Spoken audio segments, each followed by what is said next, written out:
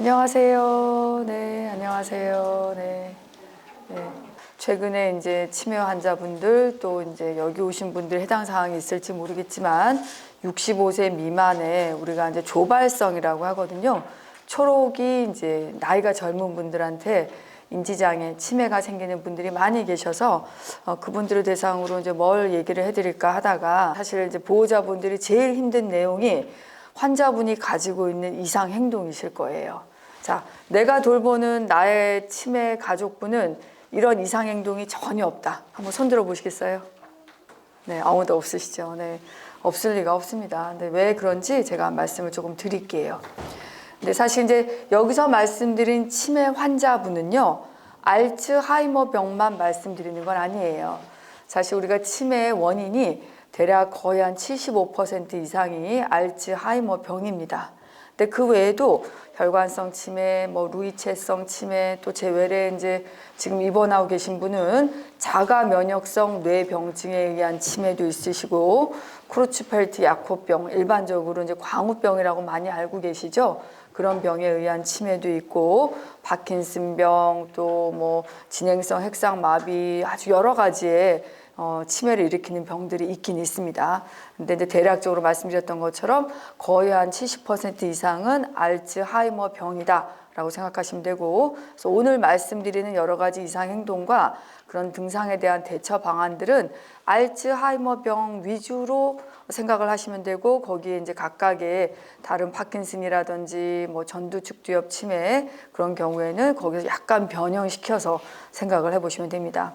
그래서 우리가 이제 많은 분들이요, 알츠하이머병이든 파킨슨병이든 혈관성 치매든 특히 또 광우병에 의한 치매든요, 보호자분들이 많이 기억력이 이상해졌다라고 이렇게 말씀하시고 오세요. 근데 어떤 기억력이냐면 옛날 기억은 잘하는 거예요. 옛날 기억은 잘하는데 최근 기억력이 없어져서 방금 전에 있었던 일, 며칠 전에 있었던 일, 누군가 대화 있었던 거, 그런 것들, 대화 내용, 날짜 일정, 본인이 했던 행동, 새로운 정보를 말씀드리는 거에 대해서 기억을 잘 못하신다. 그렇게 하고 오시는 경우가 많이 있습니다. 근데 이럴 때 이제 공통적인 거는 옛날 일은 잘 기억을 하시는 거예요. 그 이유가 좀 이따 말씀드리겠지만 뇌 안에 어떤 이런 기억력을 저장하는 정보의 핵심적인 해마에 문제가 생기셔서 그런 거죠. 그래서 보면 어떻게 얘기하시냐면 계속 같은 말을 반복하고 날짜를 계속 물어보고 물건을 계속 찾고 가스불 끄는 거 조심하라고 했는데 자꾸 잊어버려서 똑같이 냄비를 태우고 약속하고 잊어버리고 약을 먹었다고 하는데 알고 보니까 안 먹고 그래서 약 복용하는 거 잊어버리고 금방 한 말을 계속 잊어버린다. 옛날 일은 잘 기억한다. 그렇게 말씀을 하시는 거죠. 이게 이제 우리 뇌는요 여러 가지 기능을 담당하는 게 있는데 그 중에서 아주 핵심이요 해마입니다. 해마. 바닷속에 사는 해마하고 똑같이 생겼는데 이 해마는요 모든 사람들한테 다 똑같이 기억의 문지기 역할을 해요. 그래서 해마가 망가지게 되면 새로운 기억이 뇌 안에 들어오지 못하고 얘네들이 해마 안에서 약간 반추가 되듯이 반복됐다가 중요한 기억이면 다른 뇌로 연결돼서 거기서 장기 기억으로 바꾸는데 그 모든 것들을 결정하는 게 해마와 전두엽이에요. 그렇기 때문에 해마가 망가지기 시작하면 새로운 기억이 뇌 안에 아예 들어가지 못한다. 그렇게 생각을 하시면 됩니다. 근데 왜 기억력 저하가 말씀드렸던 것처럼 해마의 기능이 떨어지면 첫 번째로 나타나지만 해마 외에도 만약 스스로 이제 불안하거나 본인이 뭔가 이제 의사 표현을 정확하게 못한 경우에는 반복 질문으로 나타나는 경우도 있고, 만약에 보호자분하고 환자분의 관계가 약간 불안정하거나 보호자분이 나를 싫어하거나 내가 잘못하고 있는 거를 약간 자꾸 이제 지적한다고 하죠. 그런 식으로 뭔가 좀 환자분이 보호자분의 눈치를 봐야 할 경우에는 그런 것들을 확인하기 위해서 반복해서 질문하는 경우도 있긴 있습니다. 그래서 기억력 저하라고 하는 거는 해마에 병변이 있어도 나타나지만 불안감이라든지 본인이 뭔가 이런 의사소통에 대해서 이해를 못하거나 아니면 주된 보호자분의 관계에 있어서 뭔가 조금 잘 보이고 싶거나 어떤 반복적인 그런 확인을 하고 싶을 때 이런 것들이 나타날 수 있다라고 생각하시면 됩니다. 왜 이 관계, 왜 이런 증상이 나타나는지에 대해서 만약에 해마만의 문제라고 그러면 저희가 이걸 해결하는 방법이 해마의 기능을 증진하는 약물 처리밖에 없을 거예요. 근데 그게 아니라 우리가 이 치료 방법이라고 하는 게 이제 제가 좀 이따 말씀드리겠지만 약을 써서 기억력이 좋아질 수 있나요? 제가 이제 몇 분 보호자분한테 말씀드리지만 세상에 그런 약은 없습니다. 만약에 그런 약이 있다면 오늘 이제 수능 날이잖아요. 다 그 약 먹고 수능 시험 보러 갔을 거예요. 그런 약은 없습니다. 근데 이제 제가 여러분들께 드리고 있는 약은, 환자분들께 드리고 있는 약은 이러한 신경 전달 물질의 반응을 높여서 신경세포와 신경세포의 고리를 강화시키기 위한 약이지 실제로 기억력을 좋게 만드는 경우는 거의 없어요. 그러면 어떻게 해야 되냐? 이 약도 효과가 미비한데 혹시 보존적으로 기억력을 증진할 수 있는 방법이 있느냐? 한번 보시면요. 환자분이 기억하지 못하는 게 뭔지를 확인을 하시는 겁니다. 날짜라든지 약이라든지 물건이라든지, 물건은 뭐 지갑이라든지 안경이라든지 핸드폰이 되겠죠. 그래서 같은 질문을 어떤 내용으로 하는지 먼저 확인을 하시고 그 내용에 대해서 제가 가끔 말씀드릴 거예요. 화이트보드 같은 걸 사셔서 환자분이 눈에 띄는 곳에다가 배치를 한 다음에 환자분이 궁금해하는 그날의 사항에 대해서 미리 기록을 하시는 거예요. 그런 다음에 그거를 걸어 두시고 혹시라도 환자분이 똑같은 질문을 하시면 아, 여기 있으니까 한번 보십시오 라고 얘기를 해 주셔도 됩니다. 근데 가장 많이 질문하는 게요. 제가 이제 여기는 안 넣었지만 날짜입니다. 날짜가 생각보다 질문을 많이 하시거든요. 그 날짜는 이제 우리가 날짜와 연관돼서 전자 날짜판이 있어요. 그래서 요즘은 이제 왜 흔하게 시계방에서 팔진 않지만 옛날에는 빨간색 색깔로 돼 있어서 날짜와 시간이 나오는 전자 시계가 있었거든요. 그래서 그걸 사셔서 딱 걸어 놓으시면 환자분이 쉽게 오늘 날짜나 시간 같은 걸 확인하실 수가 있죠. 근데 이런 거는 아주 쉬운데 이제 그 외에 뭐 예를 들어서 뭐 손주가 왔다 갔느냐, 학교 갔다 왔느냐, 너는 밥 먹었느냐, 너는 뭐 어디 갔다 왔느냐, 그런 자기 자신이 아니라 가족분에 대해서 궁금한 거를 계속 질문해서 반복해서 질문하는 경우도 있습니다. 근데 여기에 대해서는 해답이 없습니다. 그래서 환자분이 기억을 못하기 때문에 반복하시는 거고 그 반복하는 거를 내가 믿을 수 있는 사람한테 물어보는 거기 때문에 아, 저분이 나를 신뢰해서 또는 아, 내가 혹시라도 뭔가 조금 확인받고 싶어하는 그런 게 있다고 의심을 하셔서 똑같은 질문을 반복한다라고 생각을 하셔야 되기 때문에 결국은 방법이 없고 끈기 있게 질문에 대해서 계속 반복해 주는 방법밖에 없습니다. 근데 만약에 정말 한 10번 이상을 똑같은 자리에서 질문하셨어요. 그러면 사실 우리가 아무리 돌을 닦는다 열심히 노력해도 보호자분들이 얼마나 힘드실 거 아니에요. 그래서 그럴 때는 어쩔 수 없이 환기를 돌리셔야 돼요.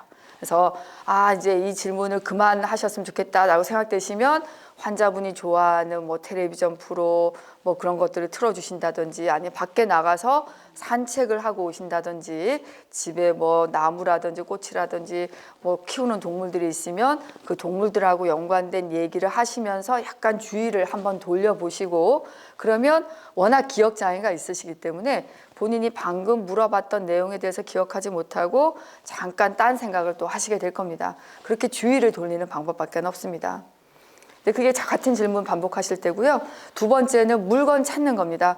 물건도 아까 날짜하고 비슷하게 조금 쉬운 개념이에요. 어떻게 하시면 되냐면 같은 위치에 물건을 놓는 게 도움이 되시고 수납 공간을 최소화하고 만약에 필요할 때 어머님이 항상 찾는 물건들이 있다 그러면 그 물건이 어디에 있는지 화이트보드에 적어두시고 한번 어머님이 확인하실 수 있게 하고 그거를 어디에 있는지 한번 같이 찾아보는 그런 순서대로 해보시는 것도 도움이 되십니다. 세 번째가 이제 약인데요. 약도 굉장히 어렵습니다. 근데 이제 많은 분들이 혼자 사시는 어르신들이 꽤 계세요. 근데 만약에 보호자분이 계신다 그러면 제가 이제 가끔 이제 여쭤볼 거예요. 환자분이 약 드시는 거 잘 기억하느냐? 그러면 어떤 보호자분들 뭐라고 대답하시냐면 아, 여쭤봤더니 약을 먹었다고 하고 혼자 약을 잘 먹는 것 같다. 그렇게 얘기를 하세요. 그게 옳은 방법일까요? 아니면 문제가 있는 걸까요? 문제가 있습니다. 왜냐하면 제가 항상 말씀드리지만 우리가 약을 잘 드셨을 거라고 생각하시고 그냥 놔두시면 안 되고 약을 드셨는지 안 드셨는지까지 확인을 해야 된다. 말씀을 드렸습니다. 아마 들으신 분들이 계실 거예요. 두 번째는 이 약을 잘 드실 수 있도록 도와드리셔야 돼요. 그래서 지금 약을 먹을 시간이지요. 약을 드십시다 라고 하시고 약을 꺼내 오셔서 물도 챙겨 주시고 약도 꺼내 주시고 약을 드리면서 지금 약을 드셨네요. 오늘은 약을 잘 드셨어요 라고 얘기를 하시면서 이 약을 먹은 행위를 기억하실 수 있도록 도와주셔야지 그냥 약을 잘 드시겠거니 하고 믿고 맡기는 거는 절대 옳은 방법이 아닙니다. 그래서 제가 이렇게 보호자분들을 자꾸 뵙자고 하는 이유는 뭐냐면요. 말씀드렸을 거예요. 환자분한테는 이런 얘기를 해도 기억을 못한다. 그렇기 때문에 환자분들이신 거예요. 겉으로 너무 멀쩡하시지만 환자분들이 아무리 노력해도 이런 것들을 기억하실 수 없어요. 그렇기 때문에 제가 보호자분들을 교육을 시키기 위해서 이렇게 따로 시간을 내서 뵙자고 말씀드리는 겁니다. 이해를 하셨죠? 약은 환자분들이 그냥 먹는 게 아니라 보호자분들이 꼭 챙겨주셔야 됩니다. 그래서 근데 이제 이런 경우가 있어요. 이제 같이 사시는 경우는 옆에서 챙겨주시고 약 잘 먹었네. 우리 오늘 해야 할 일 잘했어요. 라고 얘기하시면 되는데 떨어져 사시는 경우가 종종 있어요. 그렇죠? 자, 나는 나의 사랑하는 환자분하고 떨어져 사신다. 네, 지금 이제 한 10분 정도. 근데 제 외래에 오신 경우보다 많지 않네요. 제 외래에서 저는 거의 대부분 제가 바쁘지 않으면 다 물어봅니다. 환자분이 혼자 사시는지 같이 사시는지. 그런데 제 느낌상 한 40%가 따로 사세요. 근데 그럴 수밖에 없어요. 왜냐하면 우리나라에 지금 현재 60대 이상 어르신들이 50% 가까이가 보호자분 두 분, 환자분이 아니라 어르신들 두 분이 사시고요. 혼자 사시는 경우가 한 30% 정도 되세요. 전체 우리나라 인구 중에서 가족분들하고 사시는 경우가 한 15%밖에 안 됩니다. 많이 느끼시고 계시죠? 저는 심지어 제가 식사할 때마다 저희 병원 교수님들한테 물어보거든요. 그럼 옛날에 한 테이블에 한 6명의 교수님이 앉아 있으면 가끔 한 한두 명 정도 같이 사신다고 하셨는데 요즘은 거의 없으세요. 그래서 저희 병원에 한 교수님들이 한 100명 정도 있다 그러면 한 5% 정도밖에 안 됩니다. 근데 저도 옛날에 저희 시부모님하고 같이 살았는데요. 요즘은 따로 살고 있어요. 여러 가지 이유 때문에. 그래서 따로 사시는 게 잘못된 건 아니에요. 그런데 이렇게 따로 살고 있을 때 그럼 약을 어떻게 챙기죠? 그래서 심지어 어떤 분은 뭐라고 그러시냐면 전화로 약을 드셔야 됩니다 라고 얘기하면요. 응 알겠어 라고 얘기하시고 딱 끊으시고 CCTV로 모니터를 했는데 약을 먹겠다 라고 얘기하고 끊고 나서 딱 뒤돌아서서 딴짓 하신대요. 그리고 전화해서 물어보면 나 방금 전에 약 먹었어 그렇게 얘기를 하신다는 거예요. 그렇죠? 어떻게 하는 게 좋을까요? 이럴 때 방법이 많지 않아요. 그렇죠? 그래서 이런 경우도 가능한 약을 좀 직접적으로 먹을 수 있게끔 요양사가 온다든지, 그리고 제가 이제 혼자 사시는 독거 어르신들한테는 이제 치매 안심센터나 그리고 쥐약암 보호센터 꼭 말씀드린 이유가 거기서는 그래도 월요일부터 토요일까지 또는 월요일부터 금요일까지 쥐약암 보호센터 또는 뭐 이제 요양사가 오시는 경우에는 약을 챙겨줄 수 있기 때문입니다. 근데 약이라는 게 왜 중요하세요? 치료, 아까 제가 말씀드렸던 기억력 저하의 가장 핵심적인 치료는 약물 치료다. 하지만 약물 치료를 해도 좋아진다는 가능성은 높지 않지만 그나마 약을 치료를 해야지만 덜 나빠질 수 있기 때문에 약을 잘 드시는 게 첫 번째이기 때문에 약에 대해서 이렇게 길게 말씀드린 거예요. 그래서 이게 이제 환자분들이 어떻게 처해 있느냐, 요양사를 쓰느냐, 주간보호센터를 다니느냐에 따라서 사실 해결 방법이 다 다릅니다. 제가 해결해 드릴 수 있는 경우도 있고 없는 경우도 있어요. 하지만 이런 것들을 생각하셔서 내가 만약에 보호자분하고 따로 사신다면 이분한테 제일 중요한 게 약인데 이 약을 어떻게 잘 드실 수 있게 도와드릴 수 있는지에 대해서 고민이 이제 필요합니다. 그 다음에 또 여러 가지 증상들이 있죠. 언어장애도 생기고 계산 능력 저하도 생기고 판단 능력 저하도 생기고 이런 여러 가지가 생기고 또 하나 인지장애와 연관돼서 아주 특징적인 두 번째 증상이 생기는데요. 길찾기 능력의 저하가 생겨요. 이거는 왜냐하면 두정엽의 기능이 떨어지다 보니까 내가 잘 알고 있던 길이 헷갈리기 시작해서 본인의 집 근처라든지 아드님 따님 집에서 찾아가다가 옛날엔 잘 가던 길인데 갑자기 헤매고 헷갈리기 시작하는 거예요. 그래서 어떤 환자분은요, 저희 병원에 오셔서 혼자 화장실이고 뭐 왔다 갔다 하셨는데 어느 순간부터 갑자기 화장실 가신다고 하고 우리 이제 외래를 못 돌아오시는 경우가 가끔 생기셨어요. 이제 특히나 이제 오래 다니신 분은 아시겠지만 저희 신경과 외래가 3층에 있다가 올해 3월부터 1층으로 내려왔거든요. 그래서 1층으로 내려오고 나서 저희가 이런 혹시라도 화장실 갔다가 못 찾아오실까 봐 각별하게 주의하거든요. 근데 이럴 때 우리가 해결 방법이 뭐가 있을까요? 이렇게 길을 잃기 시작하니까 집에 가둬둬야 될까요? 아닙니다. 그래서 심지어는요, 미국에서는 이런 초기 알츠하이머병 환자들이요, 운전을 하세요. 운전 치매를 진단받았다고 운전면허증을 바로 뺏지 않아요. 근데 이제 우리나라에서는 75세 이상 어르신들한테 인지저하만 있으면 다 운전면허를 뺐거든요. 그게 옳은 방법은 아니에요. 근데 아주 잘 보시고 어떤 증상이 있는지 한번 물어보셔야 돼요. 혹시라도 익숙하지 않은 길에서 길을 잃었나요? 집 근처에서 길을 잃었나요? 아파트면 층수와 호수가 잘 기억하는지 물어보셔야 되고 단지 내에서도 길을 잃은 적이 없는지 확인하셔야 되고 아주 심한 경우는 본인의 집 안에서 아까 저희가 이 병원 안에서 화장실 못 찾는다고 말씀드렸잖아요. 집 안에서 화장실이나 본인의 방을 못 찾는지 확인해 보셔야 되고 아주 간단하게는 본인이 혼자 만약에 지금 다니시는 분이라 그러면 어떤 대중교통 이용해서 옛날에 잘 찾아가던 곳 지금도 잘 찾아가는지 확인해 보셔야 됩니다. 그래서 이 길찾기를 또 심각하게 만드는 여러 가지 요인이 있는데요. 만약에 갑자기 화장실을 가고 싶거나 아니면 뭐 배가 아프거나 뭐 이런 신체적인 욕구라든지 신체 질환이 있거나 또한 여러 가지 팻말들이 자주 안 보일 때도 그럴 수가 있고요. 만약에 어제 먹었던 약이 약간 약이 취했다 그러면 또 약물과 연관돼서도 이런 증상이 나타날 수가 있기 때문에 항상 한번 길을 헤맸다 그러면 언제 그런 일이 있었는지 어느 장소에서 있었는지 혹시 혼자 계실 때 몇 시에 그랬는지 그때 당시에 혹시 뭐 화장실을 찾아갔던 건지 아니면 매점을 찾아가던 건지 확인을 저희가 꼭 해봐야 됩니다. 그러면 어떻게 해야 되느냐? 이제 이런 갑작스러운 환경의 변화라든지 본인이 뭔가 이제 지하철 안에서 누군가가 본인이 지나가는데 툭 치고 지나갔다든지 지하철 안에 공사를 하고 있었다든지 그러면 길 찾는 능력이 더 떨어지게 되세요. 그래서 이런 것들을 피할 수 있게 되면 가장 좋지만 이런 것들이 있는지 없는지 확인해 봐야 되고요. 그럼 치료는 어떻게 하느냐? 사실 이제 아까 말씀드렸던 인지 기능을 증진하는 약을 쓰는 게 또 두 번째 치료 방법이겠죠. 그래서 기억력 장애나 길찾기는 인지 장애이기 때문에 약을 기억력 증진하는 인지 기능을 개선하는 약을 먼저 쓰는 게 먼저 우선이다.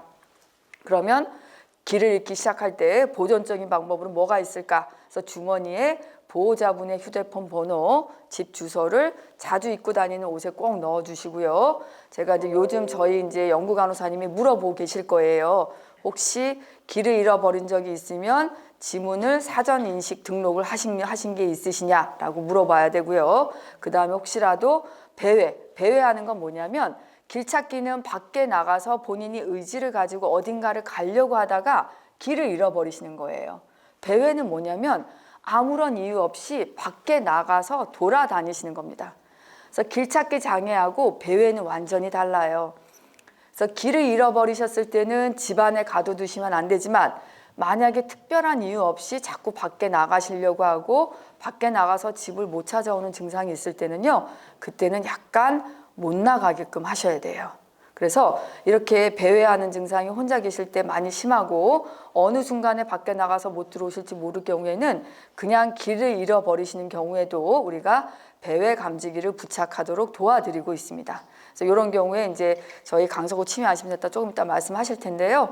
신청 가능한 배회 가능 어르신 인식표가 있기 때문에 신청을 하시면 됩니다. 그래서 집 근처에서 길을 헤매면 기억에 남을 만한 랜드마크를 집에서 반복해서 알려주시는 것도 하나의 방법이에요. 그래서 따님 집을 가신다 그러면 따님 집 갈 때 몇 번 버스를 어디서 타고 어디서 내리고 그리고 내려서 걸어서 갈 때는 가다 보면 뭐 어떤 것들이 보입니까? 라고 물어보셔서 내일 만약에 따님의 집을 가신다. 그럼 오늘 저녁에 미리 거기에 대해서 한번 얘기를 하시는 거예요.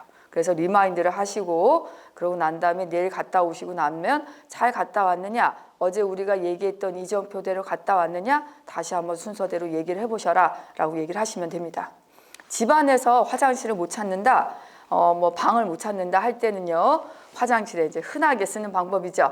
화장실 변기 모양을 붙여놓던지, 아니면 여기가 화장실이라고 써놓던지, 아니면 어머님이 환자분이 좋아하시는 인형 같은 거를 환자분의 방을 못 찾을 때는 환자분 방에다가 걸어둔다든지, 그래서 대부분의 방의 모양이 똑같이 생겼거든요. 그 방 모양에 의미를 부여하면 환자분께서 조금 더 찾기가 편해지십니다. 그래서 아까 말씀드렸던 이런 인지 기능이 떨어질 때 사용하는 약은 아세틸콜린이라고 하는 신경 전달 물질을 조절하는 약을 쓰고 있고, 여기 오늘 오신 보호자분들의 환자분은요, 다 이 약을 거의 쓰고 있을 겁니다. 근데 가끔 가다가 너무 중증 환자분이고 이 약이 별로 인지기능 개선에 도움이 안 될 경우에는 제가 이 약을 끊고 대신 중증 환자들한테 쓰는 비정상적으로 흥분된 글루타메이트 억제제를 쓰고 있는 경우도 있습니다. 어쨌든 이 두 가지 약이 인지기능 개선제라고 생각을 하시면 됩니다. 근데 문제는 아까 제가 서두에 말씀드렸어요. 기억력을 좋게 만드는 약은 없다. 없습니다. 근데 이제 지금 나와 있는 약은 아까 제가 말씀드렸던 NMDA, 뭐 기랑제라든지 아세틸콜린 분해효소 억제제는 신경세포의 기능인 아세틸콜린이라든지 그런 것들을 조절시키는 거여서 신경세포 보호 효과도 있고 신경세포 안에 이런 신경전달 물질의 농도를 올려줘서 일시적으로 신경 기능을 좀 증진하는 효과가 있기 때문에 반짝하는 효과가 있긴 있어요. 그래서 어떤 경우는 이전에 전화기를 사용 못했는데 약을 드시고 난 다음에 전화기를 사용할 수 있게 됐다라고 얘기하시는 분도 가끔 있기는 있습니다. 근데 이제 문제는요, 이런 약을 저희가 드릴 때 가끔가다 이제 어떤 환자분들은 나 아무런 기억력이 떨어지지 않았는데 내가 왜 이 약을 먹어야 돼? 그렇게 얘기하시는 분들이 계세요. 아마 여기 계신 환자분들, 보호자분의 환자분들도 분명히 그런 분들이 있으실 겁니다. 근데 이 이유가 뭐냐면, 제가 어떻게 이제 이거를 설명을 드리려고 하냐면, 환자에게 치매라는 걸 알려야 할까요? 네, 고개를 끄덕이시는 분도 계세요. 그러면 제가 거꾸로 한번 여쭤볼게요. 내가 앞으로 치매에 걸릴 거다라는 걸 알고 싶다. 한번 손 들어보시겠어요? 네, 한 분밖에 없으시거든요. 근데 아까 환자분이 치매라는 걸 알려야 한다라고 얘기할 때는 고개를 끄덕이시는 분들이 꽤 계셨어요. 그럼 환자분한테는 치매라는 걸 꼭 알려야 되고, 내가 만약에 치매에 걸린다 그러면 나는 알고 싶지 않다? 그래요. 근데 그게 사실 사람의 마음입니다. 근데 이제 이게 아까도 제가 보호자분들을 모셔다 놓고 제가 강의하는 이유, 첫 번째가 환자분은 기억하지 못한다 라고 말씀을 드렸어요. 근데 이 환자분이 내가 기억력이 떨어졌고 나는 치매가 아니고 내 기억력도 우리 남편이나 나랑 비교해도 똑같고 나는 내 친구들하고 비해서 별로 나쁘지 않아, 그렇게 생각하는 이유는요, 첫 번째는 인간은 기본적으로 자기 자신을 보호하고 싶은 마음이 있는 거예요. 내가 그렇게 나쁜 상황에 처했다는 거를 알고 싶지도 않고 믿고 싶지도 않아요. 그렇기 때문에 부정하는 거예요. 부정. 두 번째는요, 이 기억력이 놀랍게도 일과성 전기억 상실증이라는 환자들이 있어요. 근데 이분들은 뭐냐면 갑자기 어느 순간에 기억력이 확 떨어지는 거예요. 방금 내가 뭘 했는지 기억을 못해요. 그래서 똑같은 말 반복하고 똑같이 전화하고, 하지만 본인이 누군지, 가족들이 누군지 옛날 기억은 괜찮은데 이 기억력이 떨어졌을 때 너무 놀라서 응급실로 달려옵니다. 그런데 그분들은 뭐냐면 기억력을 담당하는 해마에 자그마한 뇌경색이 생겨서 그런 증상이 생긴 거예요. 그래서 한 6시간 정도 지나면 증상이 없어지세요. 그런데도 불구하고 본인이 기억력이 떨어졌고 보호자분들이 너무 놀라서 달려오거든요. 이렇게 급작스럽게 증상이 생긴 경우는 본인도 놀라고 보호자분도 놀라서 병원에 뛰어오게 되는데, 이런 퇴행성 뇌질환들은요, 매일매일 조금씩 나빠지세요. 우리 가랑비에 옷이 젖듯이 아주 조금씩 나빠지기 때문에 본인은 잘 몰라요. 이렇게 기억력이 떨어진 거 모르고, 보호자분도 기억력이 한 2년 전부터 나빠졌나 3년 전부터 나빠졌나 가물가물합니다. 그렇기 때문에 환자분이 기억력이 나빠져서 치매가 생겼다 얘기를 해봤자 전혀 기억하지 못하고 저 사람이 내가 치매에 걸렸다라고 자꾸 나한테 꾸짖는구나, 나를 싫어하는구나, 그렇게 생각하게 됩니다. 그래서 결국은 실수하고 기억 못하고 이런 거에 대해서 계속 얘기하시고 지적하고 윽박지르기까지는 아니어도 계속 그거를 수정하려고 교정하려고 계속 말씀하시게 되면요, 결국 오히려 아까 제가 기억력 떨어지는 원인 중에 하나가 불안감이 있다고 말씀드렸잖아요. 그래서 그 불안감 때문에 기억력을 더 떨어뜨리고 같이 사시는 주된 보호자분들에 대한 나쁜 감정을 갖게 되세요. 그래서 오히려 환자가 잘못된 주장을 할 때는 고치려 하거나 맞서 싸우지 마시고, 오히려 이렇게 하면 환자의 불안과 우울감만 올라가기 때문에 이렇게 해결이 안 될 때는 우선은 마음가짐으로는 이럴 수 있다, 환자가 스스로에 대해서 받아들이지 못하고 치매라고 인정하지 않구나 라고 생각하시고 그냥 그대로 그 생각을 가지고 저한테 오세요. 저한테 오시고 환자분이랑 이런 얘기를 했는데 이렇게 대답을 했다, 어떻게 했으면 좋겠냐 라고 얘기를 해주시고 개별적으로 저희가 한번 상의를 하고 환자분에 대한 내용을 조금 바꿔보는 걸로 한번 해보는 게 좋겠습니다.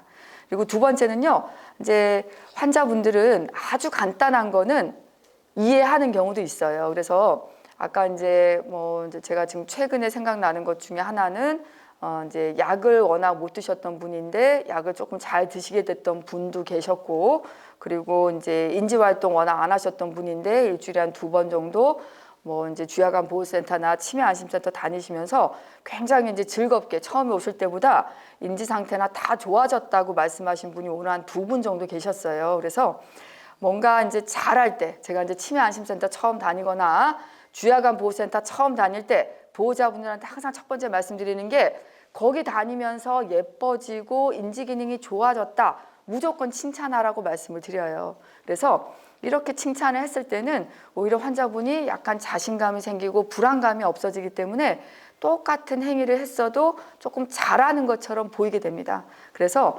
되도록이면 이제 약간 칭찬을 해주시고, 또한 뭔가 이거를 좀 잘할 수 있게 되길 원한다 그렇게 생각되시면요, 반복적으로 조금 수행할 수 있도록 해주시는 게 좋습니다. 근데 그 핵심적인 게 2가지 인지 기능이고요. 지금부터 이제 망상, 환시, 성격 변화, 수면 장애 이런 것을 말씀을 드릴 거예요.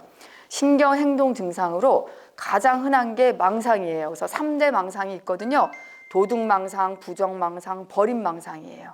그리고 그거 외에도 실존하지 않는 걸 느끼는 거를 우리가 환청, 환시라고 합니다.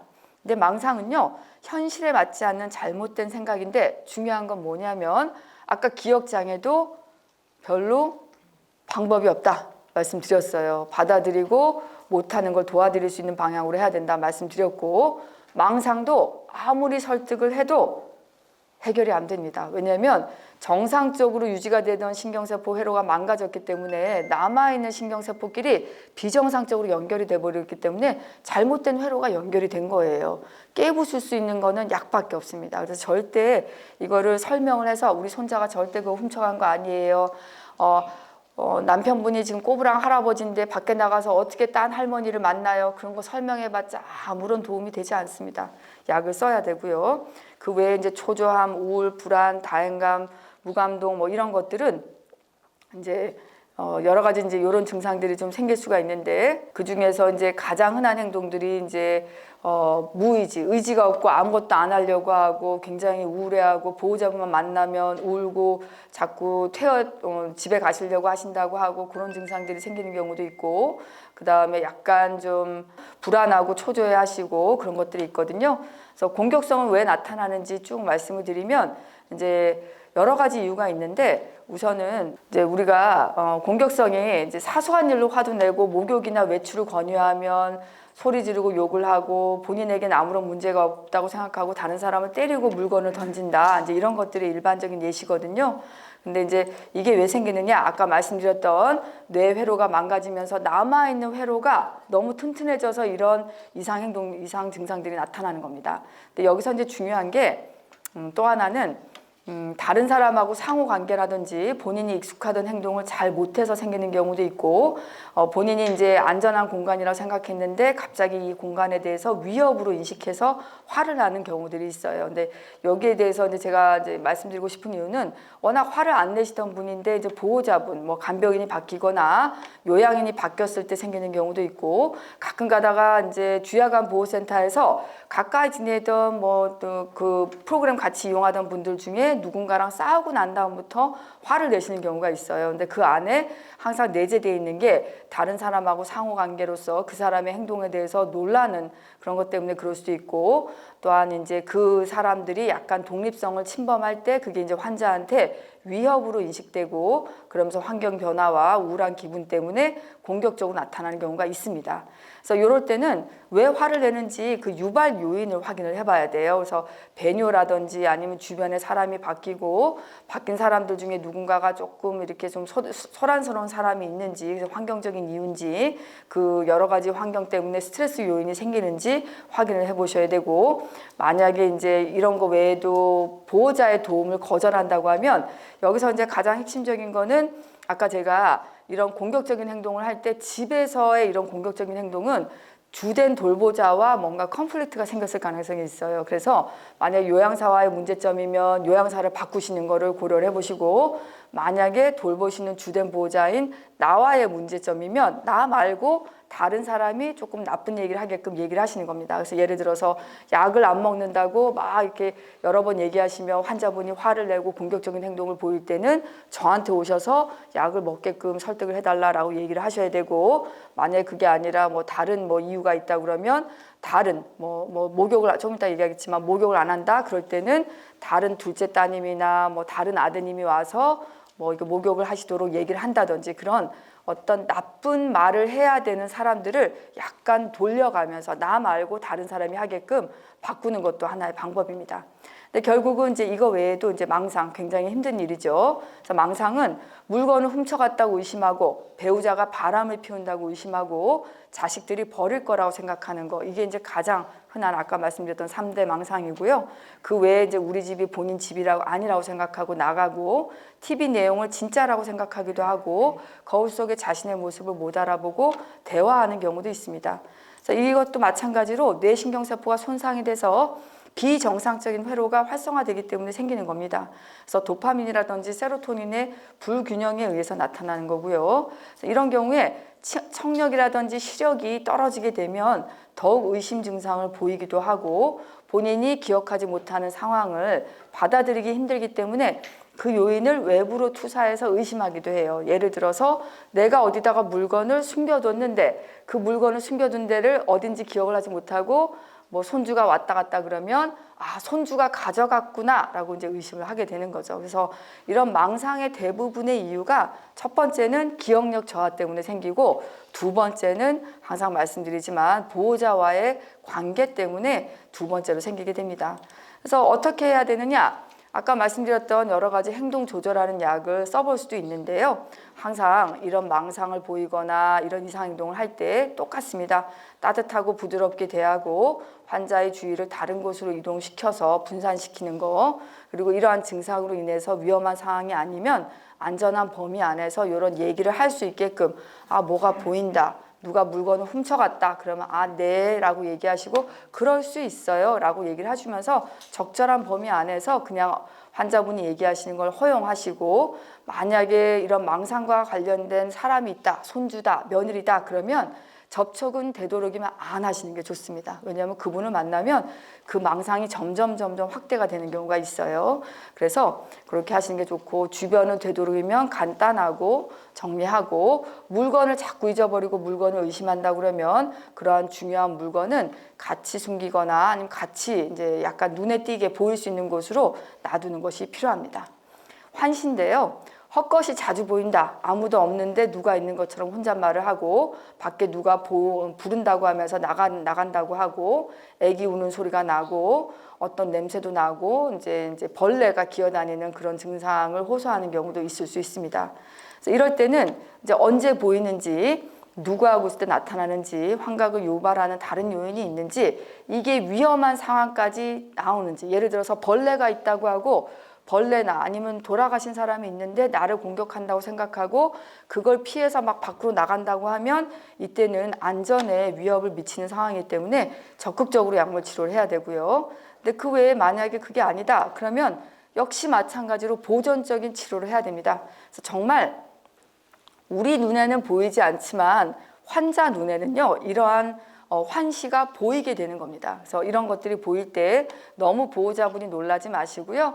아, 그럴 수 있어요. 어머님, 아버님 눈에는 이런 게 보이는 겁니다. 근데 이게 의사 선생님이 말씀하셨듯이 영사기가 옛날에 저장돼 있던 뇌 안에 시각적인 이미지가 어머님 뇌에서 이렇게 활성화가 돼서 보이는 거라서 시간이 지나면 그 영사기가 작동을 안 하면 없어질 수 있습니다 라고 얘기해서 편안하고 안심시켜 주시고요. 근데 이게 아무것도 없다, 어머님이 잘못 보고 있는 거다 라고 그렇게 자꾸 논쟁을 하시게 되면 또 아까 말씀드렸던 불안과 망상 증상이 더 심해지기 때문에 아주 따뜻하게 천천히 이제 받아들여 주시고 되도록이면 이제 그 상황에서 딴 데로 가시는 게 좋기 때문에 환시가 방에서 나타났다 그러면 밖에 나와서 이제 그 환경을 조금 바꿔봐 주시고 주의를 분산시켜 주는 게 중요합니다. 근데 만약에 이런 환시가 밤에 주무실 때 생기죠. 그럴 때는 이제 밤 잠자다가 생기는 경우도 있고 주무시기 전에 생기는 경우도 있어서 약간 주무시기 전에 불을 약간 아이들한테 하듯이 미등을 키워뒀다가 주무시면 이제 불을 꺼도 되고요. 아니면 아예 그냥 미등을 계속 키워두시고 안대를 하고 주무시게 되면 잠잘 때 생기는 환시가 조금 적게 나타나는 경우도 있습니다. 근데 이런 보존적인 요법으로 안 된다? 그러면 결국은 약물을 써야 됩니다. 또 이제 특히나 주야간 보호센터를 다니시는 남자 어르신들 중에는요, 이렇게 부적절한 성적 행동을 하시는 분들이 많이 계셔서 이제 뭐 거기에 이제 주야간 보호센터나 치매 안심센터에 이제 선생님들을 좀 괴롭히는 경우가 있습니다. 또 이제 남자 환자분인 경우에는 이제 집에서 또 이제 어머님을 좀 괴롭히는 경우도 있고 또 어떤 경우는 이제 여자 환자분인데 이제 집에서 너무 자유행위를 많이 해서 며느님이나 아드님이 깜짝 놀라서 오시는 경우도 있습니다. 그래서 이게 성적인 거라는 게 나쁜 건 아니에요. 왜냐하면 우리 뇌에 기질적으로 다 숨어 있는 하나의 식욕이라든지 배변 욕구랑 똑같거든요. 그런데 이제 우리가 사회생활을 할 때는 그걸 충분하게 억제할 수 있는 전두엽 기능이 유지가 되는 건데 이렇게 인지장애, 치매로 넘어가게 되면 그런 행동들을 조절하지 못하기 때문에 불쑥 나타나는 거예요. 근데 문제는 이런 행동들이 뭐 여러 가지가 너무 많아요. 쭉 보시면 대부분이 이성적인 행동, 노출하거나 접촉을 한다. 이런 내용이거든요. 그런데 요 뭐 물어보시면 뭐 분명히 시간과 장소가 있고 상황이 있고 대상이 있고 요인이 있고 이런 것들이 있는데 결국은 우리가 요걸 보존적으로 하는 방법은요. 특별한 게 없습니다.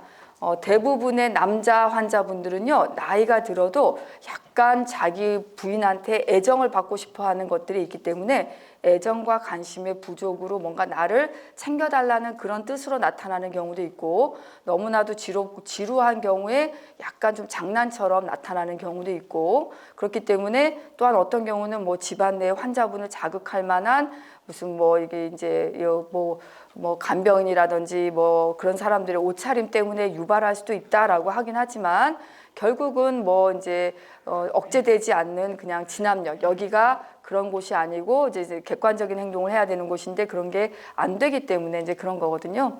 여기서 이제 가장 핵심적인 건 뭐냐면 이런 행동을 환자분이 혹시라도 하신다고 그러면 놀라지 마셔야 돼요.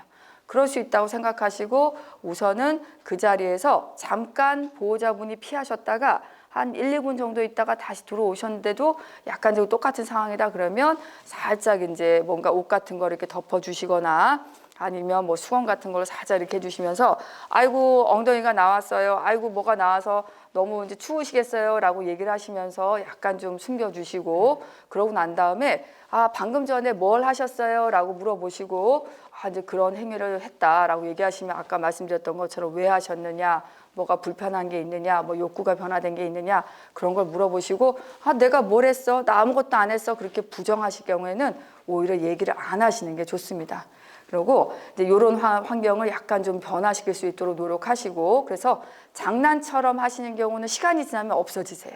한두 번 하고 근데 아까 말씀드렸던 것처럼 정말 성적인 욕구에 의해서 남자 어르신들 중에 지속적으로 하시는 경우가 있어요. 그래서 그럴 때는 어쩔 수 없이 약물 치료를 해야 됩니다. 그래서 신체적인 접촉, 요양보호사를 약간 성적으로 자꾸 이렇게 집촉하거나 반복해서 할 때는 아까 말씀드렸던 방금 그런 내용으로 해보시고 안 될 경우에는 이런 성적인 행동은 약으로 다 써야 한다라고 알고 계시면 되겠습니다. 네. 그래서 일반적인 원칙은 아까 말씀드렸던 환자마다 개별적으로 접근을 하시면 되고요. 증상의 원인을 파악하고 그 증상에 내재된 환자의 요구에 따라서 신체 욕구냐, 질환이냐, 약물 번화냐, 감정이냐, 아니면 항상 말씀드리지만 돌보는 사람들의 태도 때문이냐 그런 걸 확인을 하시고 거기에 따라서 접근 방법을 바꾸셔야 되고요. 만약에 그렇게 했는데도 조절이 안 된다. 그러면 그럴 때는요. 저한테 오셔서 꼭 얘기를 하시고 제가 약물 치료를 해드릴 겁니다. 그런데 이러한 약물 치료를 저희가 첫 번째 단계로 바로 시작하진 않아요. 그 이유가 제가 이제 아까 기억력 증진하는 아세틸콜린 분해 효소 억제제 부작용이 있다고 말씀드렸죠. 어떤 부작용이 있어요? 위장장애, 소화가 안 되고 토하고 배 아프고 설사하고 심지어 밤에 이상한 꿈 꾸고 또 이제 그 약을 고용량으로 쓸 때는 오히려 망상이 나타나는 경우도 있습니다. 그래서 의사들이 사용하는 모든 약은 부작용이 없는 약이 없어요. 심지어 소화제도 부작용이 있습니다. 그런데 항정신성 약물, 아까 말씀드렸던 망상, 환시, 공격적인 행동, 성적인 행동, 구호자분들이 제일 힘들어하는 그런 4가지 증상에 대해서는요, 결국은 항정신성 약물을 써야 되는데 부작용이 꽤 많이 나타나요. 뭐냐면 파킨슨 증상, 몸이 뻣뻣해지고 안절부절 못하고 또 너무 졸려해서 다음날 못 일어나세요. 그러면서 또 어떤 경우는 인지 기능이 더 나빠지는 경우도 있습니다. 그렇기 때문에 저희가 되도록이면 이런 항정신성 약물은 꼭 필요할 때 사용하는 게 원칙이다 라고 알고 계셔야 되고 꼭 필요한 경우 최소 용량을 단기간 사용하고 가능한 빠른 시일 안에 끊으셔야 된다라고 말씀을 드릴 수 있습니다. 근데 마지막으로요, 위생 능력 저하를 잠깐 말씀드릴 텐데요. 이게 이제 두 번째, 아까 말씀드렸던 본격적인 망상 이런 행동 다음으로 힘들어하는 행동이 바로 이 행동입니다. 그래서 어떤 증상이 생기냐? 안 씻는 거. 너무 많이 나타나죠. 그래서 목욕도 안 하시려고 하시고 세수 양치 안 하려고 하시고 옷을 안 갈아입으시려고 한다. 사실 이제 이런 것들이 이제 주로 언제 나타나는지 그리고 이 증상에 대해서 이제 결국은 인지 기능이 떨어지고 이러한 나의 외모적인 거를 판단하는 전두엽 기능 장애로 이런 위생 관리가 떨어지게 되는 겁니다. 그래서 거부하는 이유는 이제 여러 가지가 있어요. 근데 첫 번째로 안 씻는 거는 이제 아까 말씀드렸던 것처럼 내가 언제 씻었는지 기억하지 못하는 거예요. 두 번째는 내가 씻으러 들어갔을 때 이 옷을 벗고 이게 채우고 이런 것들을 좀 어려워해서 이거 내가 좀 귀찮고 힘들다는 생각도 있지만 다음 단계에 내가 머리를 어떻게 감아야 되는지 몸을 어떻게 씻어야 되는지 그게 잘 생각이 안 나고 그리고 보호자분들한테 도움받기 싫기 때문에 그런 것들을 안 하겠다고 하는 경우도 종종 있습니다. 근데 이게 어르신들한테 왜 안 씻으려고 해요? 물어보면 몰라. 그냥 안 씻고 싶어. 그렇게 얘기하기 때문에 저희가 개별적으로 다 파악은 안 됩니다. 하지만 대부분의 다른 분들 이전에 이제 보고되거나 이제 조사된 바에 의하면 이런 증상 때문에 나타나는 거다라고 말씀을 드릴 수가 있는 거죠. 그래서 우리가 이제 치료 방법은요, 사실 별게 없습니다. 근데 여자분들 같은 경우에는 따님이 목욕탕으로 모시고 가면 씻어요. 왜냐하면 우리가 이제 씻으려고 할 때 이제 집에서 할 때 이제 제가 여쭤보면 대부분이 이제 어르신들이 환자분을 끌고 가서 이제 특히나 여자 치매 환자분, 남자 치매 환자분이면 보호자분이 이제 부인이나 남편이시잖아요. 그럼 본인은 옷을 안 벗어요. 그러면서 환자분의 옷만 벗겨서 씻기려고 하니까 내 옷을 벗기려고 하니까 이제 화를 내고 짜증내고 내가 안 씻겠다고 했는데 왜 시키냐 그러면서 이제 약간 컨플릭트가 생기는 거거든요. 그래서 집에서 어쩔 수 없이 상대편의 성을 가진 보호자분이 부부관계에서 만약에 목욕을 시켜야 된다 그러면 본인도 벗으셔야 돼요. 본인도 벗고 그 다음에 내가 벗었으니까 내가 씻는데 시원하다 그러면서 그 다음에 너도 씻어볼래 하고 환자분의 옷을 벗기셔야지 본인은 안 벗으면서 환자분부터 벗기면 100% 컨플릭트가 생깁니다. 싸움이 생겨요. 그리고 만약에 더 좋은 방법은요, 목욕탕을 가시면 돼요. 목욕탕에 따님이 어머님을 모시고 가거나 아드님이 아버님을 모시고 가면요, 거기 가면 다 벗고 있잖아요. 우리의 기본적인 욕구가 벗는 거 좋아하는 사람들이에요. 인간은 다 기본적으로 어렸을 때 태어날 때부터 1년 이상 벗고 지났기 때문에 벗는 걸 다 좋아하기 때문에 목욕탕에 갔는데 다른 분도 벗고 있죠. 그럼 치매 환자분도 본인이 다 옷을 벗어요.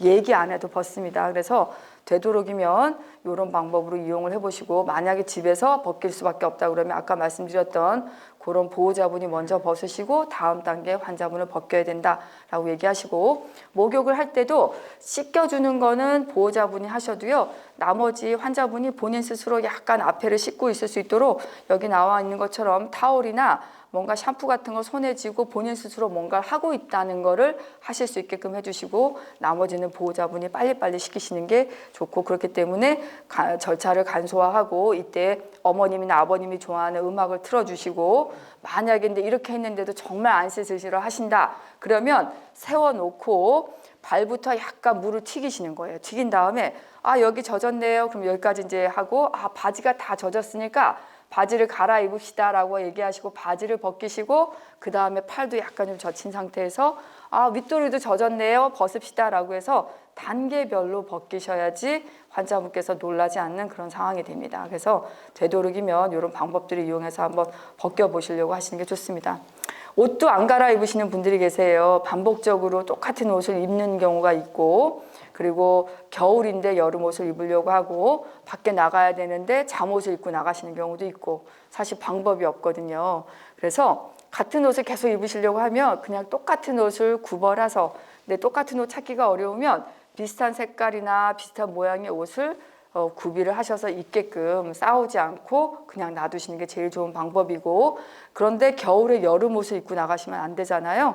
그래서 그럴 때는 여름 옷들을 치우시는 겁니다. 그래서 약간 옷장 같은 데다가 조금 약간 뭐 이렇게 블랑켓 같은 걸 이용해서 그 안에 좀 집어넣어서 눈에 띄지 않게 해주시는 게 좋고, 어쩔 수 없이 잠옷을 입고 나가신다? 그럼 그냥 놔두시고 그 위에다가 겉옷만 입히셔야지, 잠옷을 억지로 벗기려고 하시면 아까 말씀드렸던 공격적인 행동이 나올 수밖에 없습니다. 그래서 되도록이면 환자분이 원하시는 대로 스스로 입도록 유도를 해보시지만, 안 될 경우에는 싸우지 않고 환자분이 원하시는 거는 그렇게 하지 않도록 하는 것이 제일 좋은 방법이다 라고 말씀을 드릴 수 있습니다.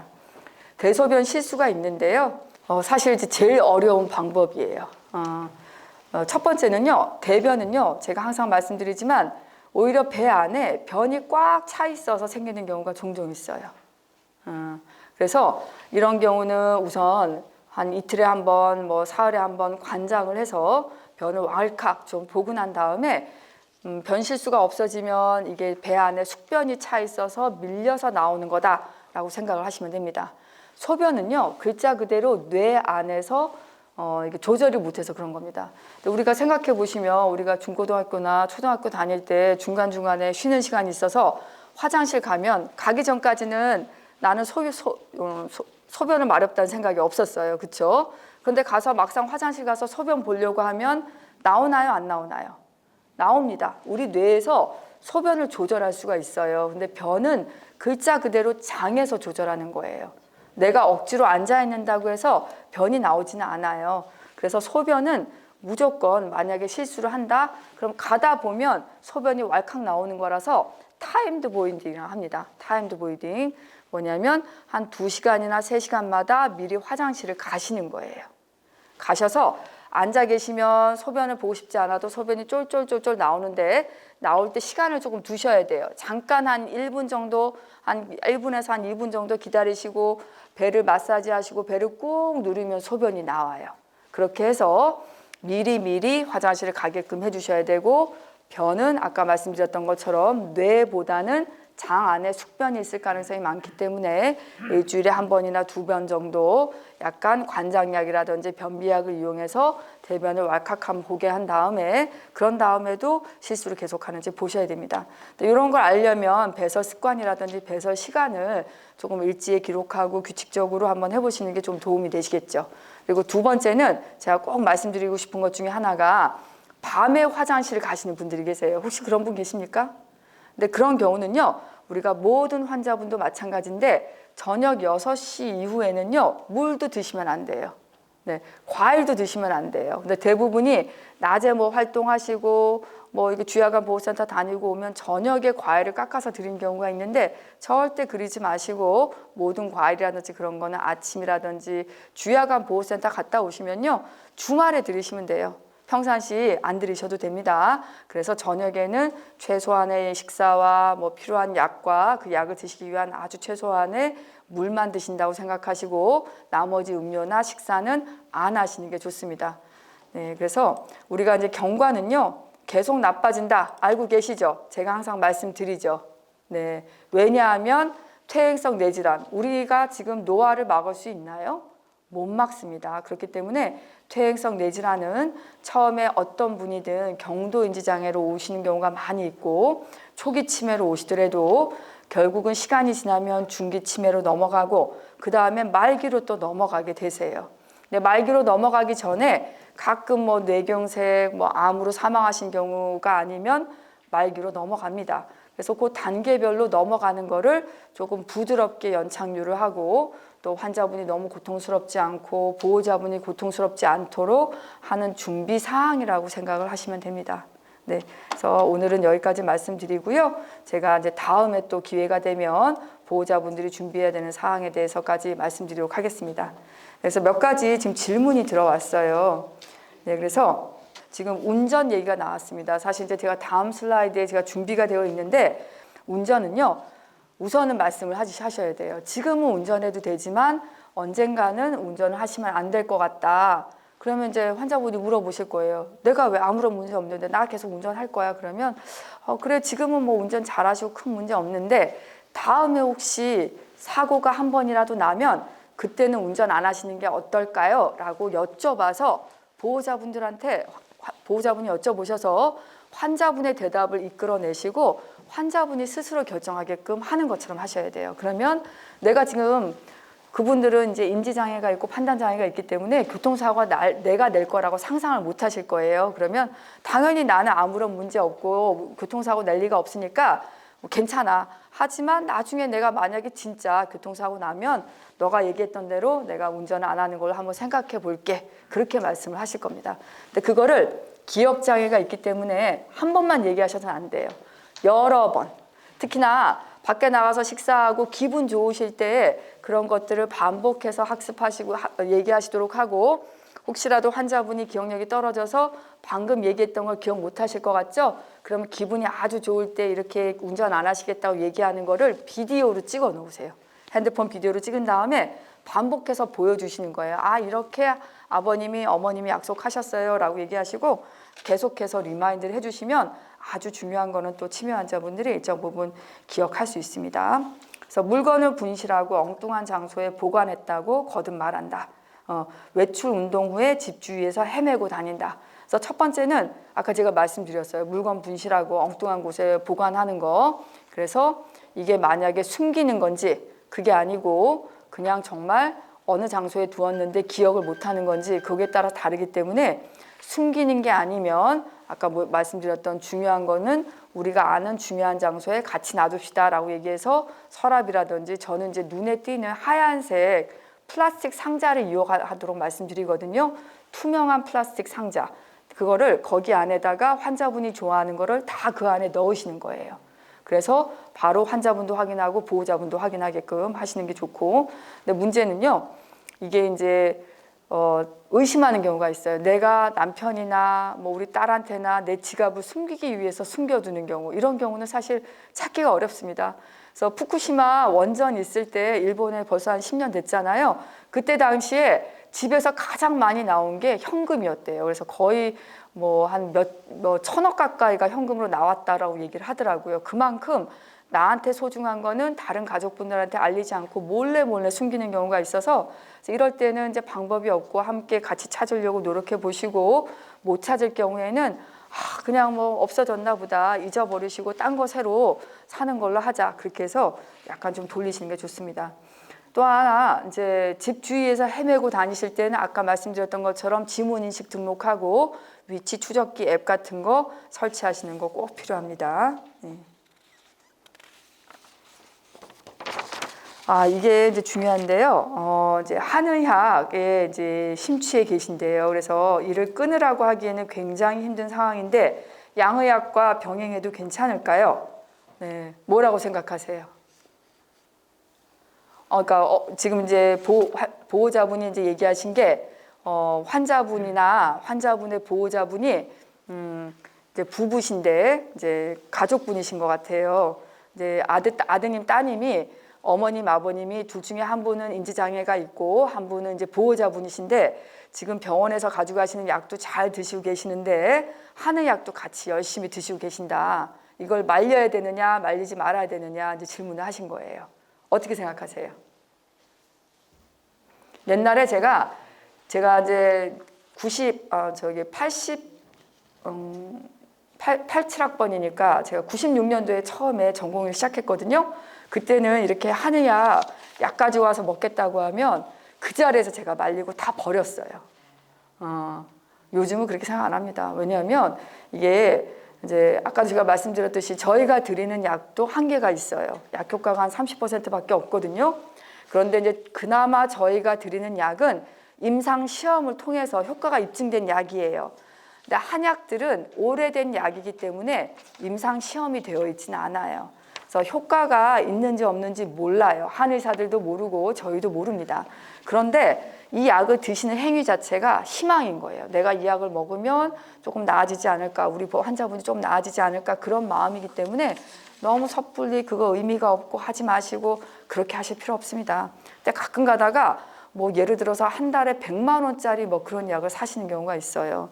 그런 경우는 뭐 이미 사신 거면 어쩔 수 없이 드시지만 또 그런 걸 사시려고 한다 그러면 그건 약값에 비해서 의미가 없는 거기 때문에 안 하시는 게 좋겠다. 그렇게 말씀을 하시고 처음에 한두 번은 원하시는 대로 하시고 그 다음은 단계별로 또 약값이라든지 그런 거에 따라서 결정하시는 게 좋겠습니다.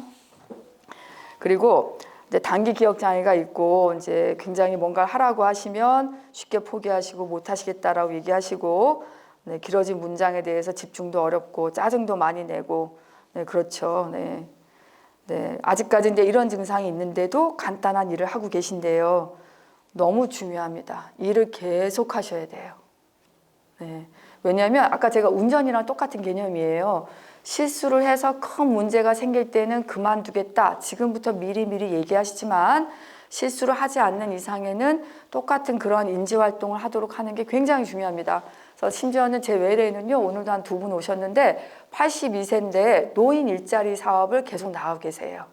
근데 나갔다 돌아오시는 거 아직까지 찾아오실 수 있고 가서 너무 기억력이 떨어져서 그냥 가서 이렇게 뭐 이게 나무하고 뭐 그런 거 줍는 것만 하신다고 하시더라고요. 그래서 아드님이 이거 계속 나가셔도 되는지 못 나가게 하셔야 되는 거 아닌지 걱정을 하셨는데 제가 괜찮다고 말씀드렸어요. 거기 가서 문제가 있으시면 그분들이 아드님하고 자제분들한테 연락을 할 거다. 아버님이 걱정되니까 그만 나오게 해라. 그 얘기 하기 전까지는 뭐 이런 노인 일자리 사업, 심지어 이제 야간 경비하시는 일도 있으시고요. 또 이제 뭐 어떤 분은 뭐 사업을 운영하는 분도 계시고 또 어떤 분은 또 회계사도 있고 많은 직업을 가지고 있으면서 나가셔서 일을 하고 계십니다. 근데 중요한 건 여기에 전제 조건이 약하고 똑같아요. 일을 잘하고 있고 문제가 없는지 계속 지속적으로 확인하셔야 되고 누군가가 그거를 모니터링 할 수 있는 사람이 바로 옆에 있으셔야 돼요. 그래서 만약에 과수원 일을 한다, 과수원 안에 100% 믿을 수 있는 오른팔 같은 사람이 있어서 같이 일을 하셔야 됩니다. 네. 여기까지고요. 네, 지금 제가 이제 말씀드렸던 내용과 연관된 질문들에 대해서는 제가 따로 말씀 안 드리고 강의로 가름하도록 하겠습니다. 아마 질문 사항이 굉장히 많으실 거예요. 근데 제가 하나 마지막으로 말씀드리고 싶은 거는 여러분들이 사실 이제 제가 시간 날 때는 주야간 보호센터 이용하시는 경우가 아니면 꼭 노인 장기 요양보험에 요양사 자격증을 따라라고 말씀을 드리는 경우가 있어요. 그래서 따님이든 며느님이든 아버님이든 어머님이든 내가 환자분을 끝까지 돌보고 뭔가 뭐 주야간 보호시설 같은 데 안 보내시겠다 그러면 본인이 한번 교육을 하시고 공부를 같이 해보시는 게 좋아요. 제가 오늘 여기에 목표도 어르신들, 여기 있는 보호자분들을 교육하기 위한 목표로 제가 이걸 하고 있는 거거든요. 근데 제 모든 것들을 제가 다 가르쳐 드릴 수는 없습니다. 그래서 인터넷 한번 찾아보시고 그 방편 중에 하나가 노인장기 요양사 자격증 따시는 그 공부 과정이라고 생각하시고 한번 적극적으로 생각해 보시는 거 권유해 드리면서 제 말씀을 여기서 마치도록 하겠습니다. 감사합니다. 네.